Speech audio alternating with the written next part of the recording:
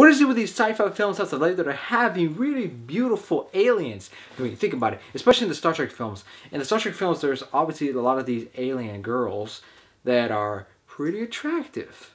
And then in this film, Beyond, you have Sofia Boutella. Either these women are extremely beautiful, or I'm just desperate.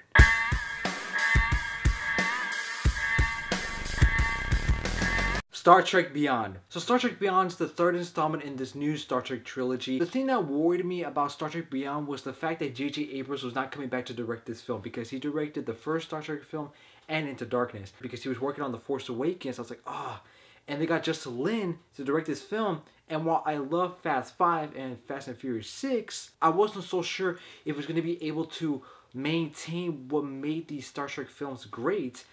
And I gotta say, Star Trek Beyond is a really freaking awesome film. Let's talk about the positives. For one, the acting is good as always in these Star Trek films. Chris Pine as Captain James T. Kirk is great as always. Zachary Quinto kills it as Spock as always. Sofia Boutella was really good in her role. She really kicked ass.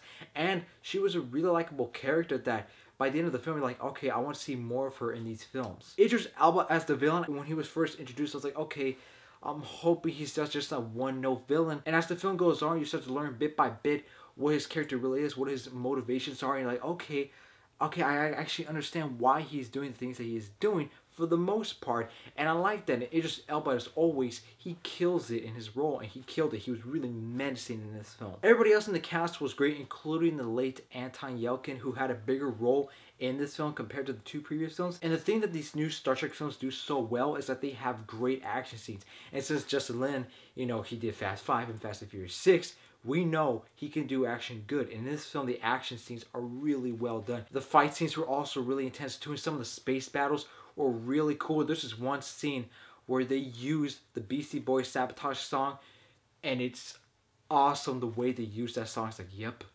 they're respecting the Beastie Boys. And because the characters are constantly moving, the film has great pacing. And at one point I was like, man, it's already the ending? Man, they're already in the final battle? Man, that was quick. And while this film doesn't have too much character development, because it is the third installment, we know these characters by now, there was these nice character moments that I actually really liked between the characters. I was like, man, I would like to see more of those scenes, but the scenes that were in the film of those character moments, they were really well done. As for the negatives, I don't have that many negatives. For one, since this film, the characters are constantly on the move, and like how I said, there's no downtime for them to have, you know, that much character development. That kind of hurts the film, because like, you want to be more emotionally invested with these characters. But since it is the third film, it's already done that with the two previous films, you can kind of forgive that. But I would have wished for like some of the new characters, for example, like more so of Idris Elba and Sofia Boutella's, I would have liked to see more development from them. And the story's pretty straightforward. And again, there's nothing wrong with having that, a straightforward story, but it's just that it would have been cool to see some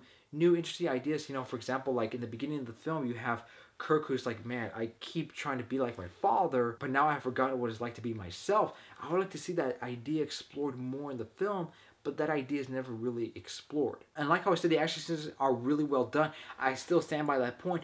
There were a couple of action scenes that particularly weren't well filmed or well shot. And it's like, it kind of takes you out of the film. It's like, they could have done that scene better. If you haven't seen any of the other Star Trek films, I think that you can go into this film and actually be like, I want to see the other two now. And a regular moviegoer can go watch this film, because I'm going to give Star Trek Beyond an A-. This is definitely a must-see, and it probably might be the best film of the summer. So guys, that's my review for Star Trek Beyond. What did you guys think of the film? Did you guys like it, or you guys didn't like it? Please let me know in the comments below. Thank you guys for taking time out of your day to watch my video. And as always, ladies and gentlemen, have a nice day.